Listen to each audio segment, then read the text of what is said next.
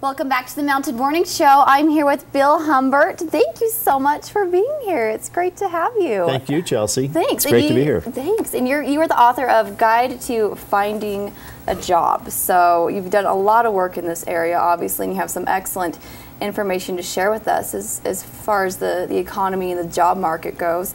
So kind of tell us what's new in that arena lately.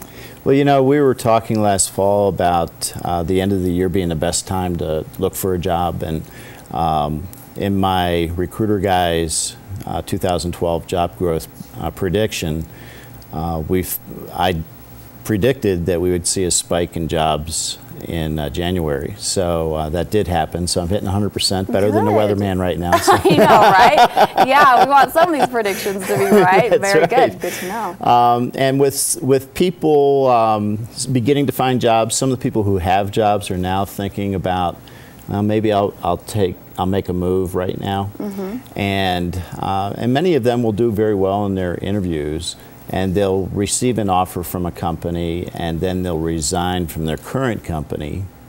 And then what happens many times is they receive a counteroffer. And tell us about that. How does that work? How does usually their current company deal with that and the potential new employer? Well, what happens a lot of times is their hiring manager or their manager, their current manager, realizes all of a sudden, now we're going to lose talent here. That, and also they're like, wait a minute. Exactly. We don't want that to happen. Exactly. So. And so they're going, oh my gosh, we can't afford to lose this person right now. Well, because then you have to do like new training for the new person. It takes years to get them that same experience. So. Exactly. And so they go to their boss and they say, well, we got to somehow retain this person. And at least until we find somebody to replace them. Because when that person leaves, now you go through the entire process that you just mentioned. You have to go find the person, then you got to train them and go through all that thing. So they're now in a defensive position. However, people understand that people don't like change. And so if they can somehow make them comfortable, they'll do it. And how do they do that? They're like, hey, wait a second, we'll give you more vacation, or what about a pay raise? Exactly. And what's usually the outcome with that? Well, a lot of times what happens is a person who accepts a counteroffer, they will stay. Metrics show that only 67 to 80% of them will leave within the first 6 months after accepting a counteroffer. And the reason is now their loyalty is called into question. And since their loyalty is called into question, now the company is looking for somebody to replace them. Okay, that makes sense. Okay, so what they're doing during that 6 months is a brain drain. And a brain drain? Yeah. Explain that. Well, they're just dumping all of the getting all the information that they can out of that person, okay. All of their corporate knowledge. And they're trying to get all of that before they actually do leave. And so the individual then will find themselves working more on tactical things instead of strategic things. They will find themselves left out of some of the important conversations. And so essentially the company is doing it for their benefit.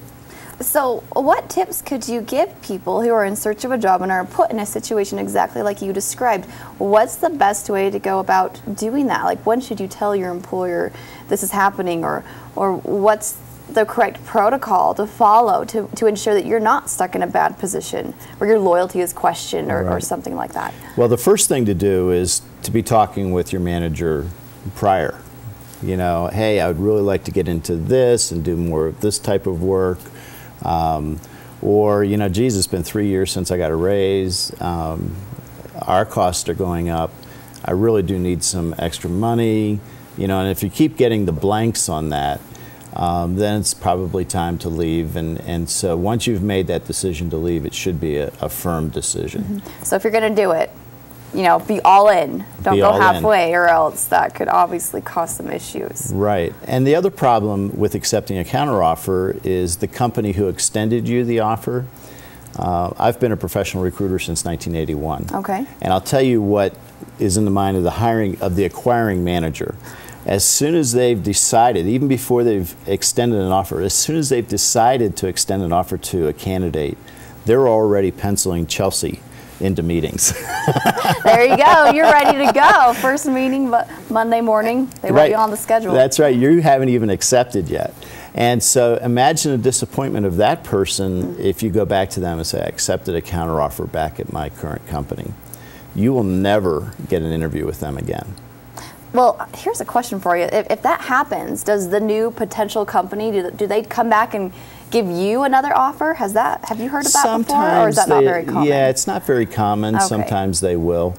You're better off just being straightforward in your negotiation Decisive. with the new company. Right. And then when it comes to time to resign, just go to your manager and say, you know, geez, I really appreciate my time here at XYZ company.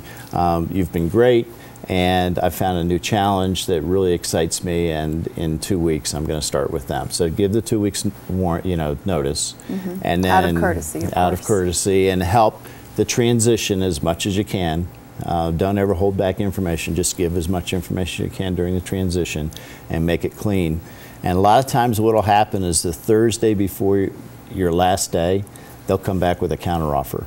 Really? And so it's kind of tricky. You have to learn how to play that pretty well. You do. And you know, if a company has me as a recruiter for them, and they decide they want to extend a counteroffer to somebody, that's what I'll tell them. Wait until that Thursday before their last day, because then it's too late for the other company to counter again. Oh, that's true. And so, so just be firm. You know, thank them for the counteroffer. Really appreciate it, but you know, I've decided to make this move, and now's the time. Definitely some good suggestions there for those looking to maybe change their field of work, or just don't really know exactly how to confront an issue like that, because there's a lot of life changes, a lot of choices going on. I mean, maybe you're changing an industry, of course, and obviously with change, like you said, people, it's hard to deal with that sometimes. It is hard. So they may be swayed to go one way more than another. Exactly, exactly. So this is, you know, the search is a really painful period for a lot of people. I'm one of the organizers of the Park City Career Network, and we've helped 67 people find jobs since August of 2009. Very good. Yeah, so we're excited for them. You know, we really can't take any credit. They did the work and found the jobs. The last one was last week. You kind of facilitate the process. We coach them. Good. And mentor them a little bit. Excellent. So what can you tell us about those industries that are kind of opening up as far as jobs go? Is there anything on that these are, people are hiring in this field, not as much in this one? Well, you know, I think that what we're going to see going forward is probably some more hiring in February, maybe a little bit of a slowdown in March, just to kind of absorb the new people, see where we are. I don't really think it's really an industry specific thing right now, since so many companies have been cutting back in all industries.